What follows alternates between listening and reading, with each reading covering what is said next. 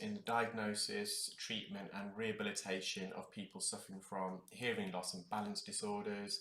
And as a clinical ear care specialist, I also specialise in the removal of impacted earwax, infected debris and discharge from the ear. We have a client here, quite an elderly client, and there's a reason why I'm specifying that, and that will become more apparent as the video comes along. They attended with bilateral occluding earwax and also a lot of dead skin. Now, you find a lot of elderly patients do actually have a lot of dead keratin, dead skin, more so than younger patients. Their ear canal becomes a lot drier, the skin becomes a lot drier, and that skin, it doesn't migrate out of the ear as well as it does for younger patients. The ear canal itself, you can always compare it to a snake skin. So if the skin in the ear canal just shedded, it will just collect within the ear canal, causing an occlusion or blockage. Therefore, the ear is quite unique. The skin that coats the ear canal, as it sheds, it's got the unique properties of migrating outwards out of the ear. So it's almost self-cleaning, self-cleansing. I always compare it to a conveyor belt. So the skin obviously secreted, it sheds, and then it migrates outwards, and then you've got another layer of skin. And that's evolutionary trait. So if the skin didn't have the property and the unique ability to migrate out of the ear naturally, people will just be getting constantly blocked ears full of dead keratin skin, and that skin can also then get infected and cause kind of serious issues within the ear canal. It can cause erosion of the ear canal. It can lead to keratosis obturans. It can also possibly lead to canal cholesteatoma, which is quite rare. So just a bit of trivial knowledge for you.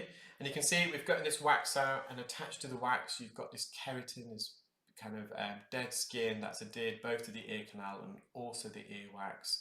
And I'm just trying to get a nice grip there, suction grip with the Zollner suction probe. And you can see the wax is coming out quite easily here. The wax is also slightly drier. You can see there it's just hanging out, and you can see a tail of skin there. And there's a bit of skin earlier on whilst I was giving a talk on the anatomy of the ear and the function of the skin. So at this stage the procedure's done. You can see the eardrum slightly dull, there's no light reflex, but again, that's another trait with elderly patients. The eardrum's less translucent and it's more opaque. You don't sometimes get a light reflex. It doesn't mean anything's wrong with their hearing. And here what I'm doing, I'm just trying to remove some of this surface wax and dead skin. I kind of possibly, well, you could be forgiven to leave this because it's not causing the patient any problems, but knowing the patient has got a problem with dead skin migrating out of the ear naturally, I decided to try and remove this for the patient. I was just being very careful because, as you're probably aware through watching some of my videos, there's a nerve at the base of the ear canal called the Arnold's nerve, and if you stimulate that by making contact with the canal wall, it can elicit a gag reflex. And obviously due to COVID-19, the last thing we want is people coughing. So I did advise the patient, if they did feel that they're going to cough, just to let me know, we can stop the procedure. The patient was fine, there's no gag reflex being elicited. So I'm just using a fine end gauge there, and I just loosened some of this surface dead skin and wax. Just gone with some forceps and crocodile forceps. These are the 5mm fine jaw forceps. And I'm just trying to get a grip there and peeling this off. You can see there's still a lot of dead skin there, just coating the whole circumference, the diameter of the ear canal. I think I'm just going to go in with forceps again, and after this I will be using a fine end gauge again, just to peel some of this skin off. It is quite tightly adhered. You can just see there. Problem with forceps sometimes, you can if it's a crusty, really dry, crusty piece of skin, as soon as you get a grip, it just peels off in one go. It will almost look like a snake skin. It will come out in the shape of the ear canal. But it doesn't always happen, so a fine end gauge is really good. If you use a standard Zollner suction probe, you can run the risk of the skin clarinetting. So when the skin clarinets, it's just flapping at the entrance of the Zollner suction probe, and it elicits a very loud, almost deafening, high frequency squeal. So I tend to use a fine end to remove dead skin because you don't get that clarineting as much. So you can see I loosened that there, used the forceps to remove the large piece of dead skin. So we're now onto the patient's right ear. You can see there again wax, but also dead keratin. The keratin's actually coating the wax. It's the glossy view you're getting, and that's called the keratin. So large chunk there, and you can see a big piece of keratin there. And with keratin, as it sheds, it kind of generally takes the shape and form of a ribbon, and you'll see that in one of the still images at the end of the procedure. You will see the ribbon formation of dead skin. So the ear canal is completely clear, slight light reflex there of the eardrum, but again duller than it would be for a younger patient.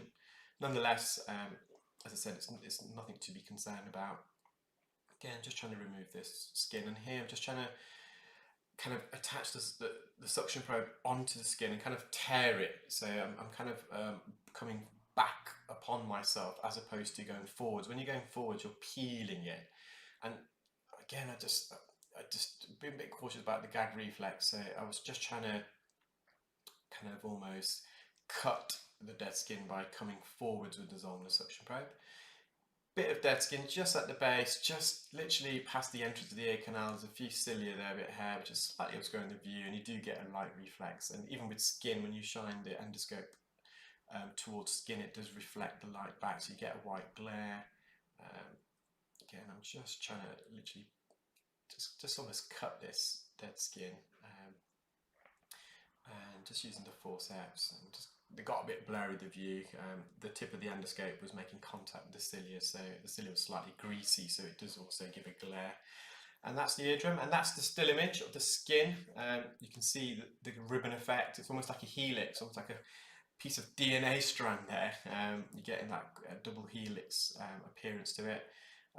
That's the whole contents of both ears. You can see the instruments we're using. Those two little rubber tips, the blue and green, that's what I use for tympanometry, because the eardrum is slightly dull and opaque. Sometimes that could be caused by middle ear effusion, so some fluid buildup behind the eardrum. So I did a pressure test just to ensure there's no fluid, and there wasn't with this client. I hope you enjoyed that procedure, guys. If you're watching on YouTube and it's your first time, please do subscribe to my channel and select the bell icon so you'll get notified as and when I upload new videos. Similarly, if you're watching on Facebook, please do follow the page. Please feel free to like the video as well, leave a comment and share. Have a fantastic weekend, guys. I'm in the clinic tomorrow for a couple of hours, and also Sunday. If I do get some time, I will upload another